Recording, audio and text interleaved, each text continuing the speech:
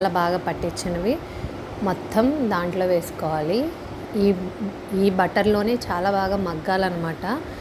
So, ఆ బటర్‌లోనే వీటిల్ని మూత పెట్టి మగ్గించుకుంటూ, తిప్పుకుంటూ ఉండి, తర్వాత బాగా మగ్గిన తర్వాత ఒక టమాటో అండ్ ఒక పచ్చిమిర్చి కట్ చేసుకొని చిన్న ముక్కలుగా ఇందులో వేసుకోవాలి.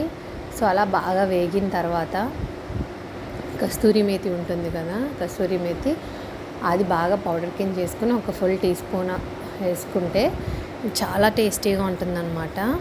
ఇది కూడా వేసుకొని ఆ వాటర్ అనే కంటెంట్ మొత్తం పోవాలి. ఆయిల్ అనేది పైకి సపరేట్ అవ్వాలి. సో, ఇలా అయిన తర్వాత అయ్యేదాకా మూత పెట్టుకుంటూ మగ్గించుకుంటూ మనకి మెయిన్ ఏంటంటే చికెన్ లేతగా ఉన్నదైతే ఈజీగా అయిపోతుంది. ముదరదైతే చాలా టైం పడుతుంది అది మెత్తగా అవ్వడానికి పీస్. సో, ఈ కస్తూరి మేతి కూడా వేసేసుకొని బాగా మిక్స్ చేసుకొని ఆ వాటర్ కంటెంట్ అంతా పోయేదాకా